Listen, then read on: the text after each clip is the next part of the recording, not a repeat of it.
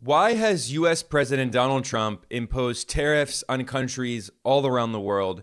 And in particular, why is Trump waging a trade war on China? What are his real goals? Well, to try to answer these questions, I spoke with the economist Michael Hudson, who is the author of many books and who just published the new report, Return of the Robber Barons: Trump's Distorted View of US Tariff History. Michael Hudson outlined the history of the use of tariffs in the United States and in other countries, and he explained how Trump is using tariffs as a weapon of class war to benefit the rich at the expense of the vast majority of the population, and also how Trump is trying to reshape the global financial system in order to benefit the United States at the expense of everyone else. But as Michael Hudson warns, this is already backfiring on the US economy, and it's accelerating the transition to a more multipolar world. So here are a few clips from our discussion, and then we'll go straight to the interview. The United States is the only country in the world that has weaponized its foreign trade, weaponized its foreign currency, the dollar, weaponized the international financial system, and treated every economic relationship in an adversarial way to weaponize it. And other countries say, how can we have a different approach and treat trade as how can we mutually gain? How can we treat investment as something where the investor gains, but we also gain? So what's happening is that as other countries are putting in place their mutual production facilities, transportation facilities, investment facilities, Trump is isolating the United States from trade and investment relations. It's tried to isolate China. But what it's doing is isolating itself from everyone except its satellites. Michael, thanks for joining me. It's always a pleasure. Let's start by talking about this report that you published, and you outlined the history of US use of tariffs and industrial policy, and your argument that Trump is using tariffs essentially as a form of class warfare to move the burden off of the rich and corporations and to increase the burden of taxation on the working class through the use of tariffs. So can you talk about what your argument is in this report and why you decided to write it? Well, it's much more than simply class warfare. Trump has for years been complaining about the fact that the richest people are taxed progressively at a higher tax rate than other people. He wants to get rid of the tax rate altogether for the finance, insurance, and real estate sector, the fire sector. And I think he must have had a discussion with some economist or historian and said, isn't there some way that we can get by without an income tax? And the person must have told him, well, you know, the United States didn't have an income tax before 1913. And Trump said, no income tax? No, the Supreme Court ruled that an income tax was unconstitutional. That's what Supreme Courts do. They try to prevent any kind of progressive social legislation. Well, finally, in 1913, the Senate passed the 14th Amendment and enabled an income tax to be levied. So Trump said, well, how did the United States finance itself before that? And the answer was, well, almost all the U.S. Tax fiscal revenues came from the tariff, from customs receipts, in addition to land sales for land that they've grabbed from the Indians. So the Trump said, well, they did it through tariffs. Well, the advantage of tariffs for Trump is that who the cost falls on consumers. He doesn't see that they also fall on companies that import goods from their foreign affiliates. But ultimately, Trump said, well, this is on consumers. This is wonderful. Why couldn't we go back to the way things used to be today? Why can't we get rid of the income tax altogether, at least on my constituency, the campaign donors? And why can't we simply raise tariffs? Well, his associates must have said, well, however are you going to convince people to go along with this? And so Trump said, well, let's see, under tariff protection, late 19th century, that's how the United States rose to be a great industrial power. So somehow tariffs must have nurtured industry, and I want to bring industrialization back to the United States, make America great again. And I can say tariffs are going to bring back industry. And what he means is untaxing the wealthy people, especially the finance and real estate sector, and shifting the tax on to consumers is going to make the country great again. Well, what he's leaving out is the fact that it wasn't tariffs as such that made America into an industrial power. There was a whole large program that was necessary to industrialize America, and all of this was spelled out in the 1820s by Henry Clay, and it was called the American system. And the American system was protective tariffs with internal improvements. That means public investment in infrastructure and a national banking system to finance industry. Well, Trump said nothing about these, and so it's worth saying something about them. By the late 19th century, the United States said, "How are we going to lower the cost that industry has to pay for its wages without leading to a huge round of strikes?" Well, and the solution was, well, we can have the public sector pick up many of the costs that labor would otherwise have to pay out of its own paychecks for education. We can have free education, not the $50,000 a year that workers have to pay today in order to get a job. We can have social programs, health programs, and others to help them. We can have natural monopolies in the public domain, such as transportation, starting with the Erie Canal and going all the way through roads and other transportation, communications. All of these natural monopolies, if they were not held in the public domain, would be owned by private people who would get monopoly rents. And the United States said the way that we can compete with other countries is pretty much the way that the classical economists said you compete. You lower the cost of production by having the government bear as many of these costs as possible through public enterprises, through public infrastructure. You make them, you essentially socialize or nationalize the land. And the socialism was not a bad word in the late 19th century. Almost everyone across the political spectrum was describing their policies as socialist. There was Christian socialist and libertarian socialist and Marxian socialist and social democracy.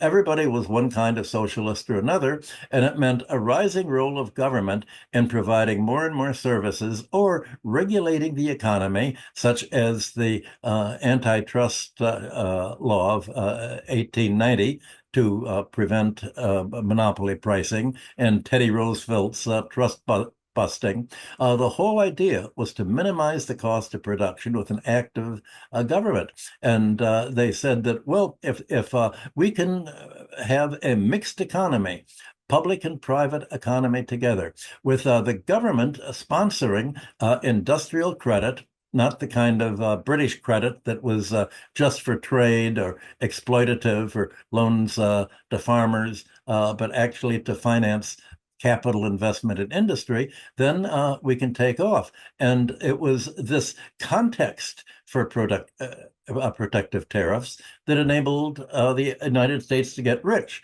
Well, what Trump wants to do is the exact opposite of this context. He wants to deregulate the economy, not regulate it. He wants to privatize the public domain that's left, any public enterprises. The post office, for instance, can be privatized. It's going to cut back services to rural areas. It's going to increase prices. It's going to make most of the U.S. economy look like Thames Water in London, for instance. They're going to Thatcherize the American economy, to do to the American economy what Margaret Thatcher and Tony Blair did for England, and or what Reaganomics began to do for the United States. So we're talking about an anti-government policy, not a mixed policy. And under Elon Musk, he wants to just carve up the government agencies altogether, privatize everything. And what you're going to do is dismantle the country's social programs, dismantle its subsidies, dismantle subsidized social programs that have enabled companies like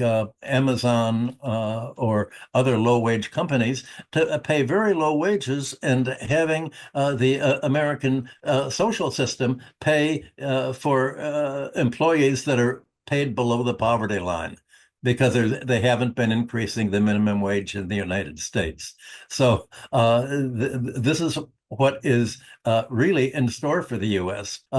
Essentially privatize the government, especially get rid of Social Security and other social programs, Medicare, and they call it streamlining the economy, or making a free market, a market without government that interferes by protecting consumers, protecting the population against predatory monopolies and predatory finance. Yeah, Michael, you raised so many important points there. I want to hit on this idea of the Gilded Age, that Trump sees the Gilded Age in the 19th century as essentially his model for what the US should return to. And the Gilded Age is notorious for the robber barons, these big billionaires like Cornelius Vanderbilt and JP Morgan. And today there are, of course, similar oligarchs. Many of them are in the Trump administration, including Elon Musk, who's the richest billionaire oligarch on earth. You have the Treasury Secretary, another billionaire hedge fund manager, Scott Bessent. Then you have the billionaire who is the Commerce Secretary, Howard Lutnick. He's also from Wall Street. And of course, at his inauguration in January, Trump invited the world's most powerful billionaires like Mark Zuckerberg, like Jeff Bezos, Tim Cook, and others. So one of the points that you emphasize is that Trump is really trying to overturn not only the progressive gains of the New Deal, but even the gains of the progressive era in the late 19th and early 20th centuries. And when Trump looks back at people like McKinley, the US president, he sees essentially the 19th century and the Golden Age as something positive. Of course, the vast majority of the population was exploited and lived in horrible conditions, but for a small handful of oligarchs, the situation was quite rosy for them. So why do you think Trump sees it this way? Well, what Trump doesn't realize is that the Gilded Age was a failure of U.S. protectionism. In the process of protecting industrial investment, you had financial the sector making a lot of money off this. And finance has always been the mother of trusts. And the finance began to lead to a fight over who's going to control the railroads. The crisis of 1873 came when Jay Cook's railroad defaulted. There were rivals trying to buy control of railroads from each other. The Gilded Age emerged as sort of accidentally as a byproduct of making industry rich. You also made a lot of opponents of industry rich, like monopolists. And that's why in the year of the McKinley tariff, when he was a congressman in 1890, you had the Sherman antitrust law. They said, okay, we're going to make sure that the protection of industry does not become protection of monopolies. It will not become a protection of unearned wealth, economic rent seeking. And so Trump gets it all backwards, that what was an oversight that the Americans cured in 1890, or at least started to put in place a public mechanism for avoiding the Golden Age, as if that was actually a great success. If only it had succeeded, Trump would say, then America would have polarized and done what Gilded Ages do. Yeah, and one of the points that you emphasized, Michael, is how China's model is completely different. China is following the kind of state-led industrial policy that every industrialized economy has used to industrialize, to develop a manufacturing sector. China has state ownership of telecommunications, infrastructure, education, energy, land, and finance. Most importantly, the financial system in China is state-owned. And China has 5 year plans in which they target certain industries that they want to develop. China creates plans for sectors like electric vehicles, and they say that the government is going to direct resources into these industries through the use of subsidies and infrastructure investment and job training and education and cheap loans from state owned banks. And they're going to develop semiconductors. They're going to develop local civilian airliners. So can you contrast China's industrial policy with the Trump administration's lack of an industrial policy? Well, you could say, could I compare China's development to the policies of the United States and also Germany when it was developing? And China has sort of reinvented the wheel. One of the first books of mine that they translated as a textbook into Chinese was my book on trade development and foreign debt, when I described the contrast between free trade and protectionism and how the United States developed a protectionist argument to counter the free trade arguments of England in order to protect the industry. So China has essentially done the same logical thing that any government would have to do. You have to subsidize your own industry and protect it and insulate it from lower cost imports underselling you. You have to enable industry, if not really to make a profit, to at least make enough money to somehow be able to pay its labor force and to pay for the raw materials and the machinery that it takes to create in industrial production. The one thing that China has done that other countries did not do, although Germany began to do it in the 19th century, was to keep money and credit as a public utility. And China did this because it really didn't have much of a choice after Mao's revolution. How is the government going to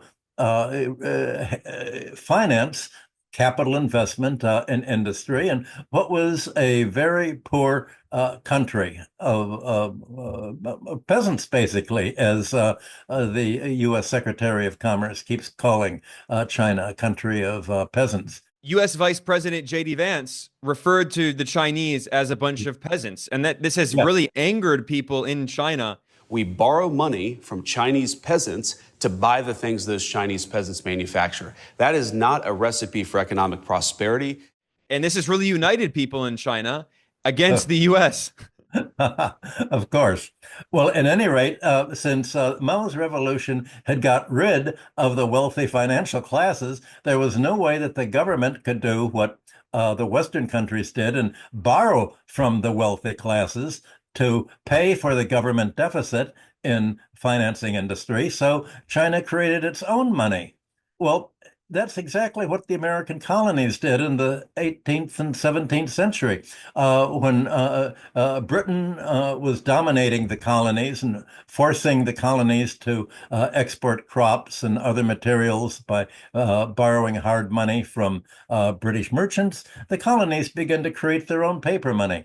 And that's how they basically developed. When America fought the Revolutionary War, the government issued continentals, fiat currency called continental currency. And in the Civil War, when America, the costs of the war were so large that it couldn't possibly borrow from domestic creditors, the government printed greenbacks. But in peacetime, the financial sector fought back and insisted in sound money, meaning money that you pay interest on to private financiers.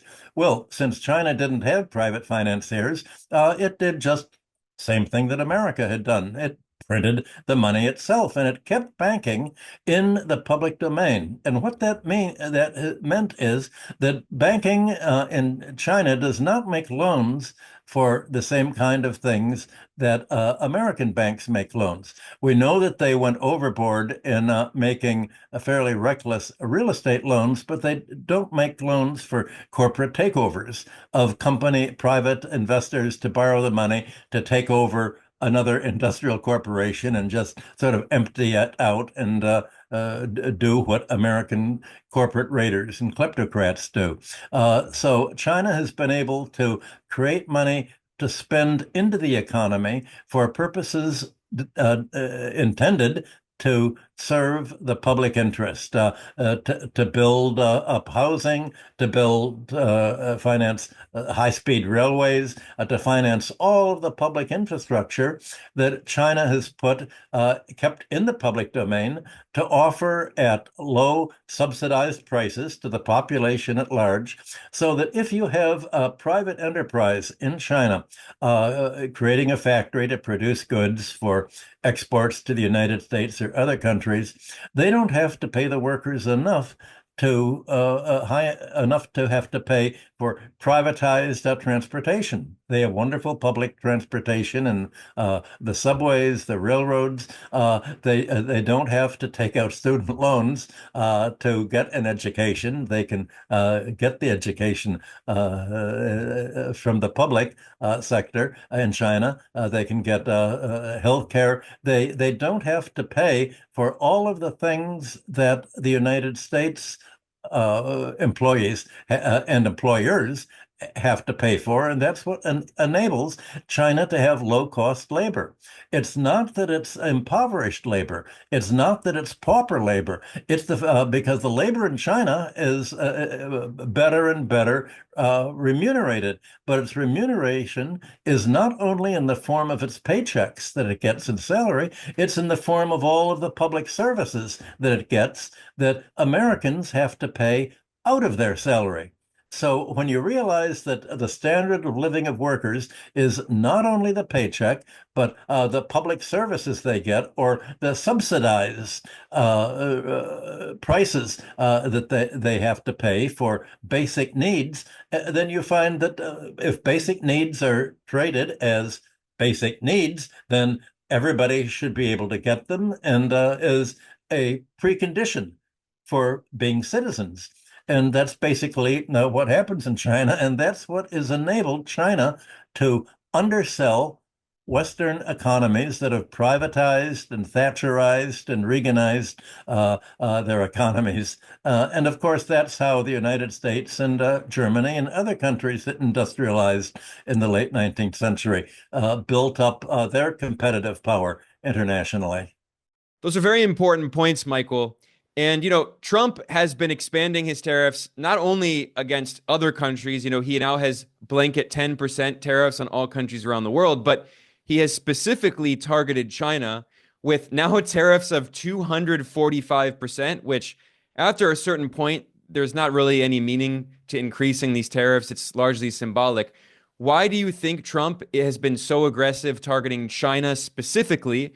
And do you think it has to do with what you were just explaining, the significant differences between China's system and the US system? And that might explain why the US has deindustrialized and simply can't compete with China's very sophisticated manufacturing system. Well, you're right that America can't compete. It realizes that it can't compete. It's treating China as an enemy. But regarding the tariff question, the way in which Trump has arranged his the 3-month interim before the very high punitive disruptive tariffs are imposed is specifically aimed against China. And let me explain what the connection is, because it's not clear on the surface. The tariffs that he's announced are so disruptive of trade for other countries that they're going to suffer. As will the U.S. economy, and U.S. consumers and businesses are going to suffer. Trump says that these maximum demands are they're all open to negotiation. And he's asking other countries, well, if we don't disrupt your trade by imposing these 40% or even higher tariffs on you, what are you going to give us in return? What's your give back to us for us not making these demands on you? And at first I thought, well, he's going to demand that, well, maybe they'll have to sell off some public infrastructure to Americans. Maybe they're going to have to give trade favoritism to Americans. There are all sorts of things. But Trump has made it clear what Trump wants is diplomatic givebacks. Every country is going to be subject to one-on-one distinct pressures. 75 countries have, he says, have called him and wants to negotiate. I'm telling you, these countries are calling us up, kissing my ass. They are dying to make a deal. Please, please, sir, make a deal. I'll do anything. I'll do anything, sir.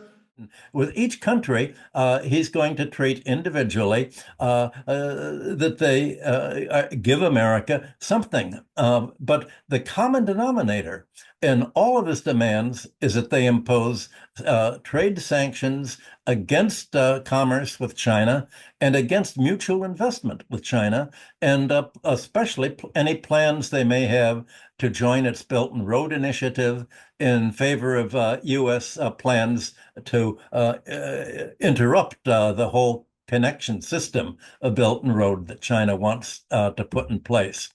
So Chinese officials can see where all this is leading.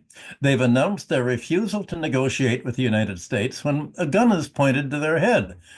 And China recognizes that Trump really doesn't have many cards in his hands. What does he really offer other countries except to refrain from disrupting their economy? He's what back in Mao's time was called a paper tiger militarily.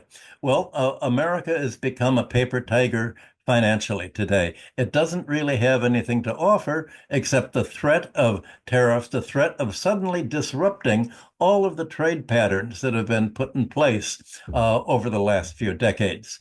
So the most important consideration for China in all of this, and what is it going to do, is that it doesn't need the U.S. market to anywhere near the degree that the United States is dependent on China for key metals and key materials and key industrial products. Most in the news are the rare earths, ores that are refined to make magnets and other alloys that are used in almost every high-tech manufacture today, from electric cars to military and space things. But also steel and aluminum are faced with enormous tariffs, as well as key products that American industry needs. And of course, all of the consumer goods that Walmart imports from the United States, and that Apple imports for use in its iPhones. So, what's China going to? What is really the threat of these tariffs against China? It's already said, well, we don't need to buy soybeans from America. We can buy soybeans from Brazil instead of U.S. farmers. And most U.S. farmers of soybeans live in Republican districts because the Republican Party appeals to the Western, Midwestern, rural population much more than the educated urban population. I'm told that one of the key U.S. products that the United States has sort of cut China off from is soy sauce. And all these years, my Chinese friends tell me, they've been buying soy sauce from a Singapore company with a Chinese name that they thought was Chinese, probably just organized out of Singapore. But it turns out that it's an American company, and now they can't get it. So what's going to happen? Well, it's not that hard to make soybeans into soy sauce. And you can imagine that what is going to happen is that China is going to respond to the U.S. sanctions in the way that any country responds to sanctions. Once they can't import something that they've been importing from another country that they need, they produce it themselves. That's exactly what Russia did when the United States told Europe, stop exporting food to Russia, let's starve them out. Russia stopped its dairy and farm imports from the Baltics and other countries and developed its own agricultural production. That's called import displacement. So the reaction to sanctions is to force other countries to replace U.S. imports with domestic production. And that's exactly what China has done. Well, why do the United States strategists have this blind spot? And the reason is that I think their whole mentality of U.S. diplomats is punitive. That's the only thing they have today. They have little to offer the other country. They can't do what President Xi does and say, here's a win-win situation. We'll develop our trade with each other, and we'll both gain from this, from our mutual interdependency that'll create an efficient regional trading system. But the United States doesn't have that. All it can do is disrupt the trading system, and they can disrupt it for a few months. Maybe it'll take a year. It takes time to replace new means of production, to replace trade imports and exports with the United States. But you can imagine that European countries, Asian, African countries, Latin American countries are all spending these next 3 months thinking, how are we going to create a world after, let's say, April, May, June, July, after August, that is going to enable us to keep on producing what we're producing and importing what we're importing, but not from the United States. They're all trying to think of realignment. And the United States says, well, this is going to disrupt your economy, for a year or so. And the other countries will make a calculation and they'll say, yes, it's going to disrupt our economy for a year or so, but then for the next decade or century, we won't have to deal with U.S. threats anymore. The United States is the only country in the world that has weaponized its foreign trade, weaponized its foreign currency, the dollar, weaponized the international financial system, and treated every economic relationship in an adversarial way to weaponize it. And other countries say, how can we have a different approach and treat trade as how can we mutually gain? How can we treat investment as something where the investor gains, but we also gain? If China is going to build ports and infrastructure for us, and we will pay China in the form of raw materials or agricultural production or whatever we're producing, then we get the capital investment that China's providing, and we're providing them with the trade that they've helped develop by putting in place ports and roads and railroads and other means of transportation. So you have two different views of what an alternative world trade system would look like. And of course, this alternative is what everybody expected to be created after World War I. That was the promise of mutual gain, that mutual trade was going to integrate countries and provide gains from trade and peaceful, friendly international relations. It hasn't turned out that way, but now other countries are saying, well, we can achieve that kind of trade under rules very similar to those that the United Nations created in 1945, but we can't do it under the rules that the United States imposes for its own one-sided, unipolar world order that it's insisting on. So what's happening is that as other countries are putting in place their mutual production facilities, transportation facilities, investment facilities, Trump is isolating the United States from trade and investment relations. It's tried to isolate China. But what it's doing is isolating itself from everyone except its satellites in Western Europe, Germany, England, and the other European countries. And from the question is, how long can its Asian satellites, South Korea, Japan, the Philippines, how long can they, and even Taiwan, how long can they decide, well, are we going to look at our long-term future as trade with China, which is growing and expanding its market, or with the United States, whose market is shrinking?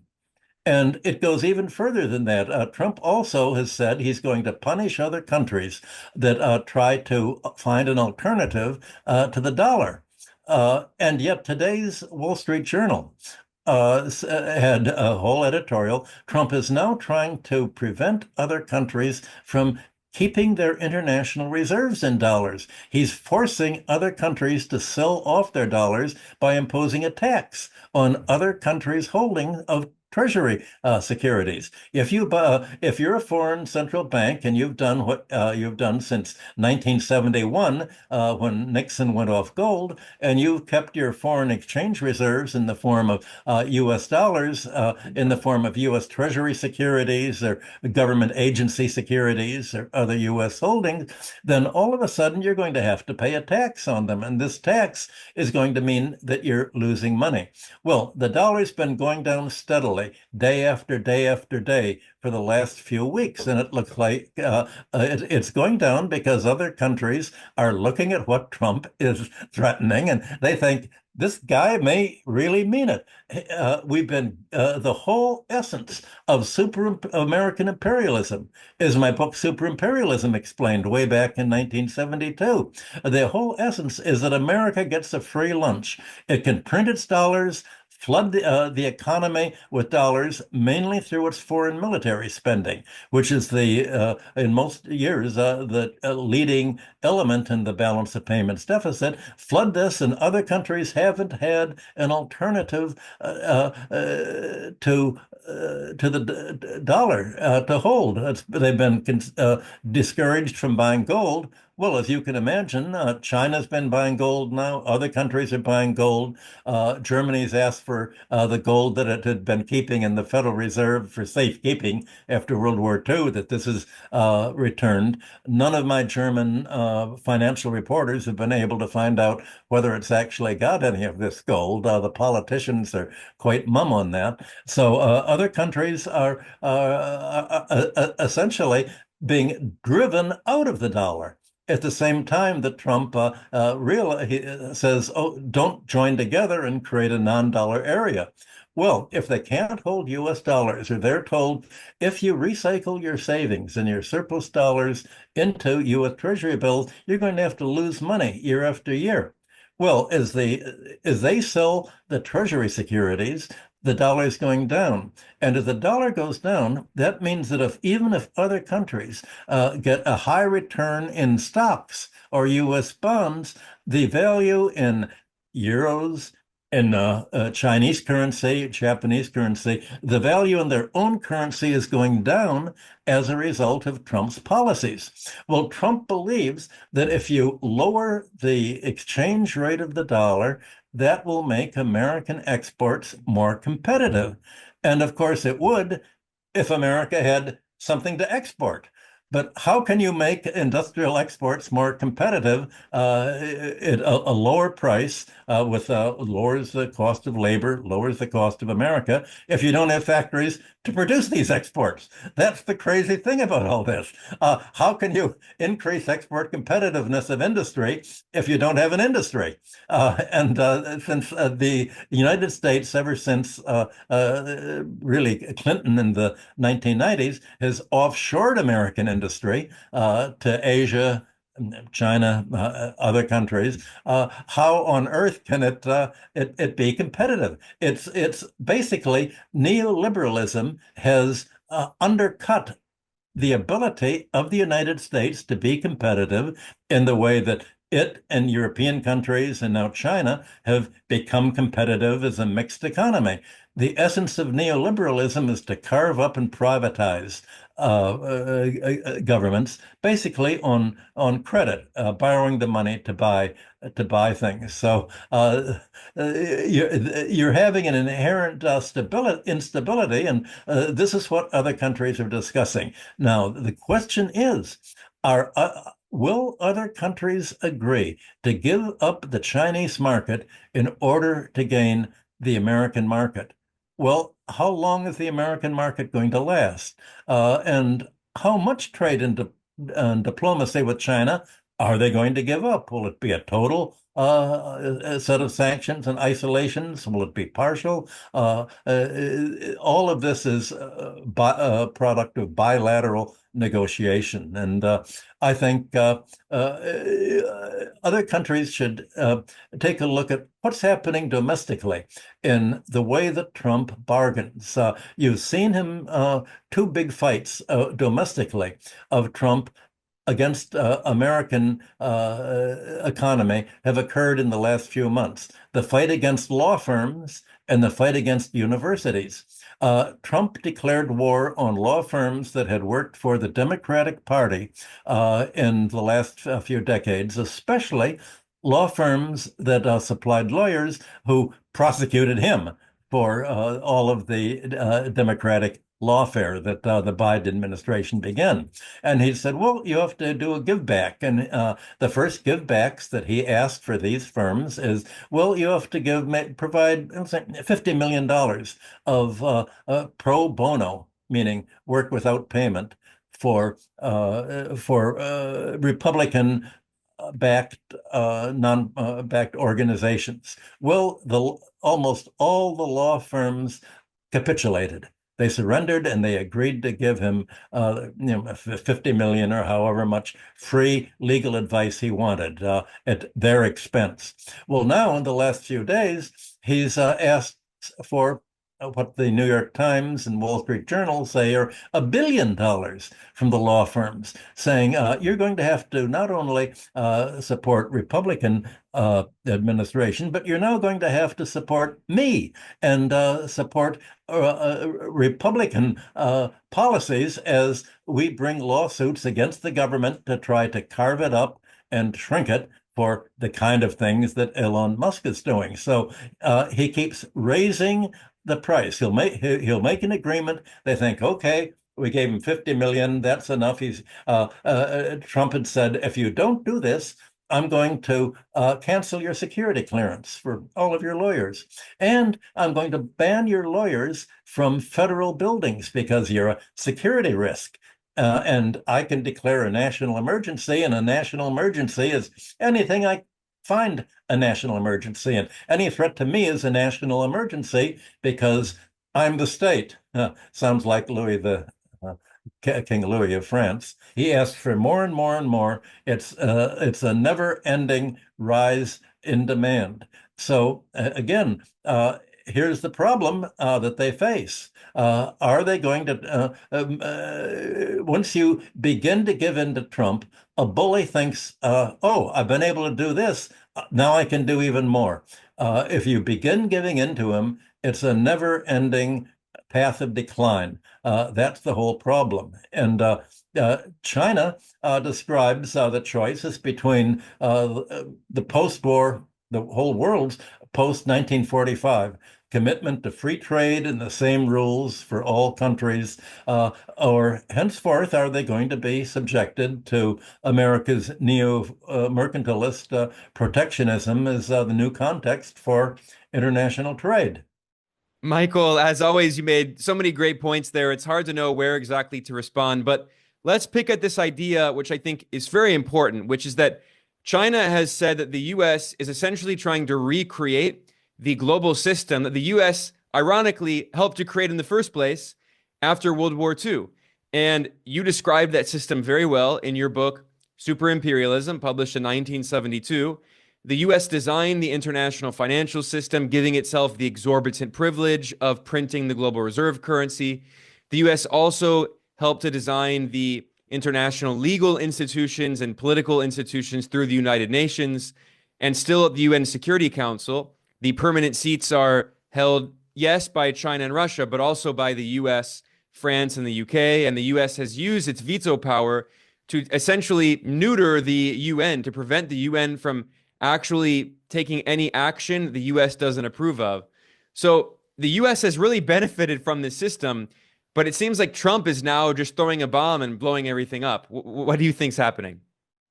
The world has changed a lot since 1945, when the U.S. Not only led the creation of the United Nations, but also the International Monetary Fund and the World Bank.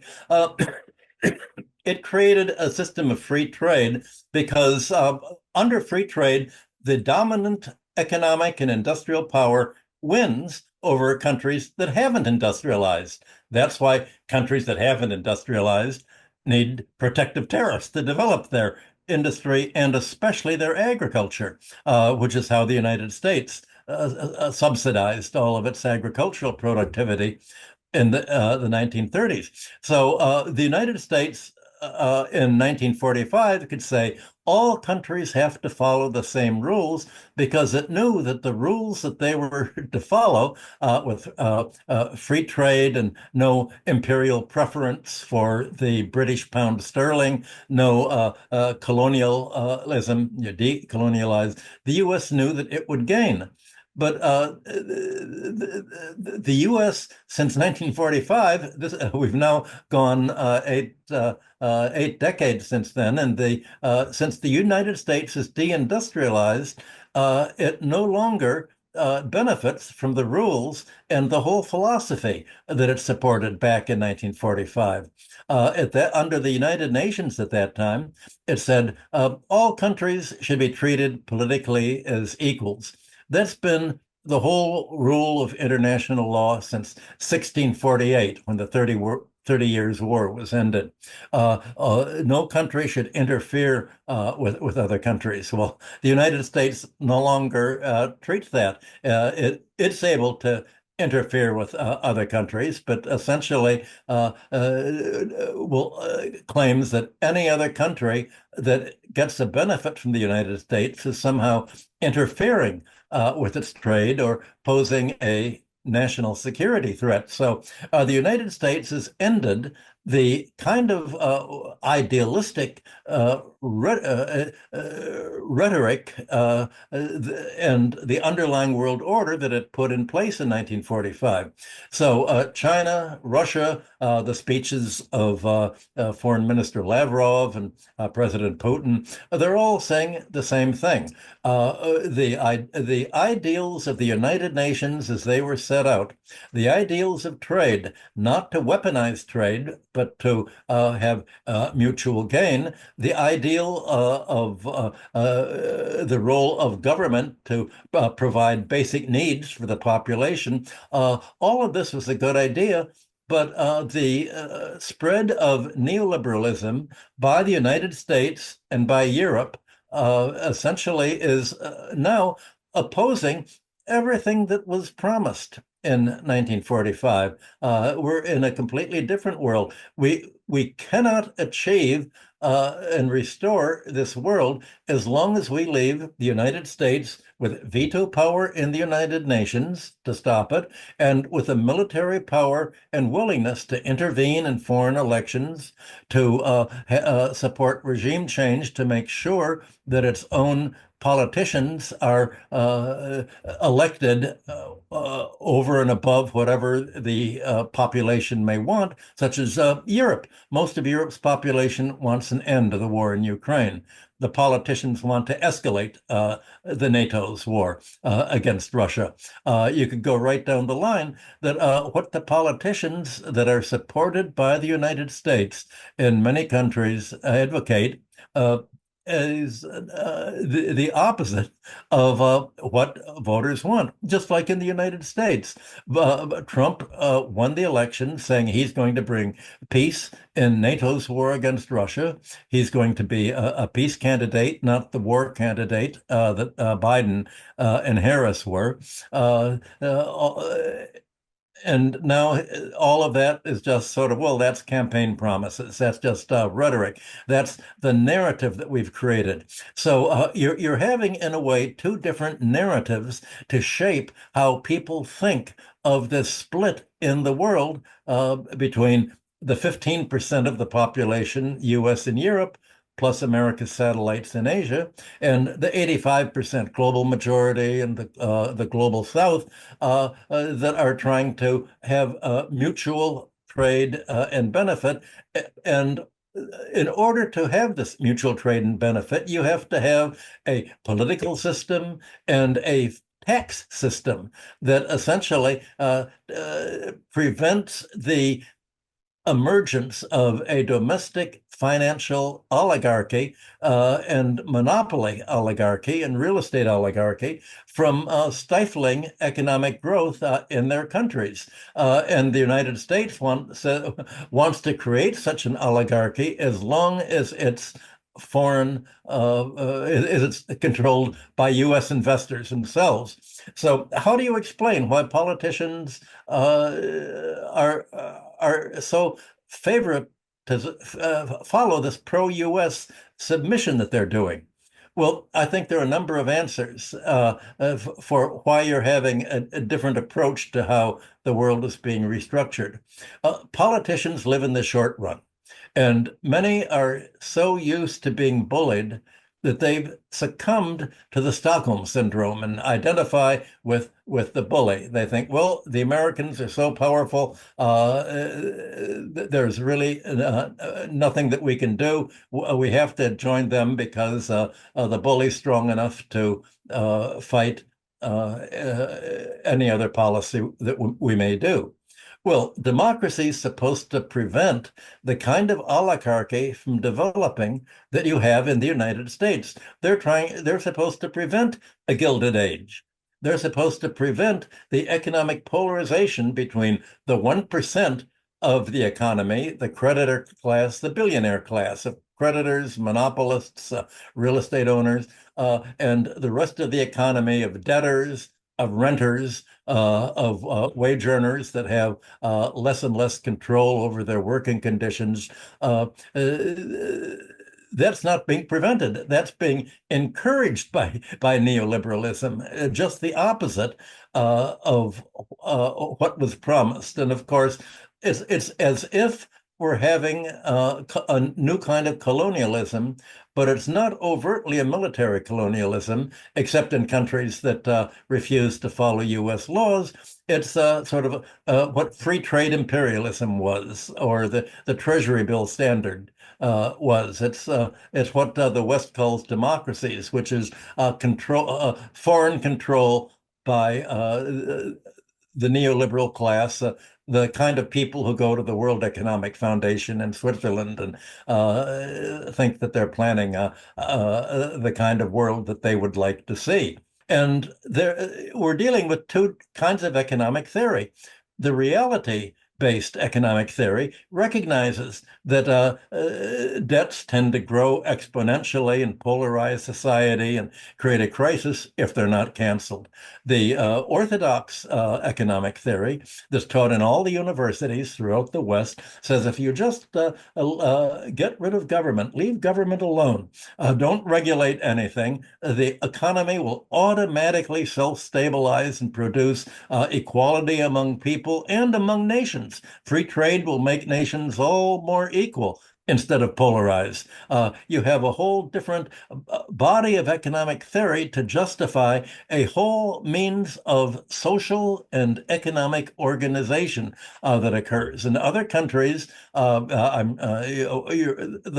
fight by Asia and the global majority today, and by Putin against the legacy of kleptocrats that the neoliberals subsidized in Russia, was how do you keep this wealthy class using, you can let it accumulate wealth, but it has to be use its wealth in the public interest to develop the overall economy and benefit the economy, not to subject the other economy to lower wages, to use its will to take over government and disable the government from the ability to regulate it.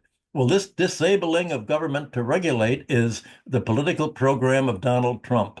He says he wants to deregulate all any kind of government regulations, tax. He wants to get rid of the progressive taxation. He wants to stop any environmental regulation. He's pulled out of all of the global warming agreements that America's had. And the Trump and Vance have gone to Europe and backed the right-wing parties that are following this there. This is the U.S. is backing this kind of economic and social philosophy, and they for any country that's trying to do regulation, it's being attacked politically.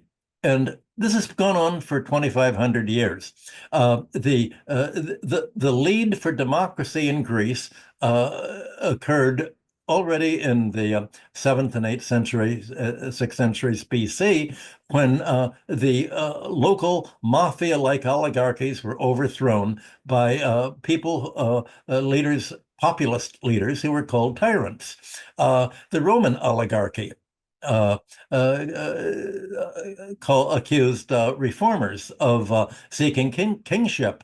The Greek oligarchy called any reformers wanting democracy as being tyrants, and the Americans call any reformers as being socialist, as if socialist today has the same term as seeking kingship to control, ambition, being tyrants, and yet the narrative of history has been turned inside out, and they treat all of these as bad words, not as the ideal that it was during the whole reform movement in the 19th century. Wow. Well, I don't know if I can add much there. You raise, again, so many interesting points, and you did a great job of drawing these parallels over thousands of years of history and the fight against oligarchy. And we see this so clearly today. I mean, of course, every US president represents the financial oligarchs on Wall Street, but Trump has taken the mask off, lifted the veil, and made it as clear as day.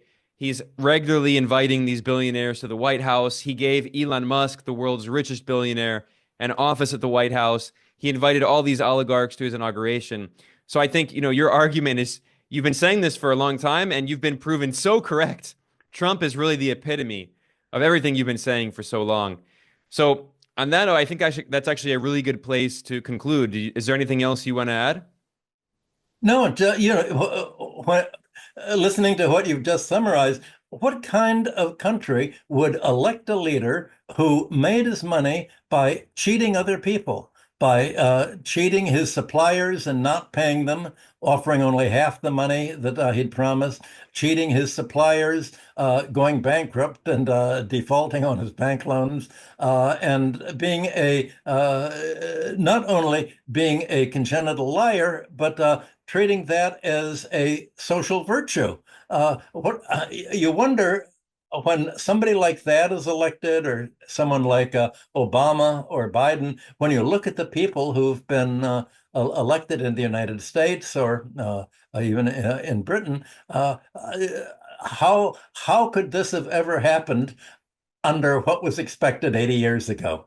The world is being turned inside out, and how is the rest of the world going to try to undo the damage? And they can't really undo the damage. All they can do is isolate, is go along with Trump, accept the isolation. Isolating themselves is the only way that they can create an alternative to just surrender to the U.S. neoliberal, polarized economy and society. Well, once again, well said. I was speaking with the economist Michael Hudson, and I will link to his most recent report on Donald Trump's tariffs and the robber barons and the Gilded Age. That will be in the description below, and you can read that. Thanks so much for joining me, Michael. It's always a real pleasure speaking with you. Thanks for having me again, Ben.